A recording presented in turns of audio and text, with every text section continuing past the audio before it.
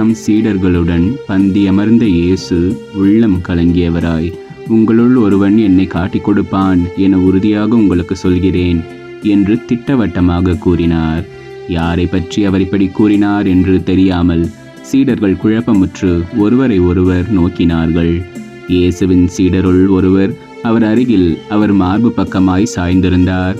அவர் மேல் இயேசு அன்பு கொண்டிருந்தார்.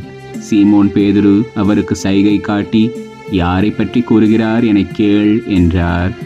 இயேசுவின் அருகில் அவர் மார்பு பக்கமாய் சாய்ந்திருந்த அவர், ஆண்டவரே, அவன் யார் என்று கேட்டார். இயேசு மறுமொழியாக, நான் யாருக்கு அப்பத்துண்டை தோய்த்து கொடுக்கிறேனோ அவன்தான் என சொல்லி அப்பத்துண்டை தோய்த்து சீமோன் இஸ்காரியோத்தின் மகனாகிய யூதாசுக்கு கொடுத்தார். அவன் அப்பத்துண்டை பெற்றதும் சாத்தான் அவனுக்குள் நுழைந்தான். இயேசு அவனிடம், நீ செய்ய இருப்பதை விரைவில் செய் என்றார். இயேசு ஏன் அவனிடம் இப்படி கூறினார் என்பதை பந்தியில் அமர்ந்திருந்தோர் யாரும் புரிந்து கொள்ளவில்லை. பணப்பை யூதாசிடம் இருந்ததால் திருவிழாவுக்கு தேவையானதை வாங்கவோ ஏழைகளுக்கு ஏதாவது கொடுக்கவோ இயேசு அவனிடம் கூறியிருக்கலாம் என்று சிலர் நினைத்து கொண்டனர். யூதாசு அப்பத்துண்டை பெற்றுக்கொண்டவுடன் வெளியே போனான். அது இரவு நேரம்.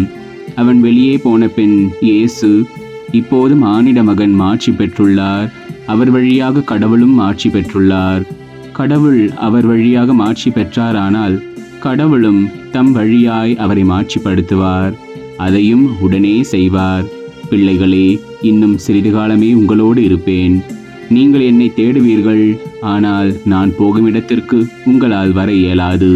இதையே யூதர்களுக்கு சொன்னேன், இப்போது உங்களுக்கும் சொல்கிறேன் என்றார். சீமோன் பேதுரு இயேசுவிடம், ஆண்டவரே, நீர் எங்கே போகிறீர் என்று கேட்டார். இயேசு மறுமொழியாக, நான் போகும் இடத்திற்கு என்னை பின்தொடர்ந்து வர இப்போது உன்னால் இயலாது, பின்னரே என்னை பின்தொடர்வாய் என்றார். பேதுரு அவரிடம், ஆண்டவரே, ஏன் இப்போது நான் உம்மை பின்தொடர இயலாது? உமக்காக என் உயிரையும் கொடுப்பேன் என்றார். இயேசு அவரை பார்த்து, எனக்காக உயிரையும் கொடுப்பாயோ? நீ மும்முறை என்னை மறுதலிக்கும் முன் சேவல் கூவாது என உறுதியாக உனக்கு சொல்கிறேன் என்றார்.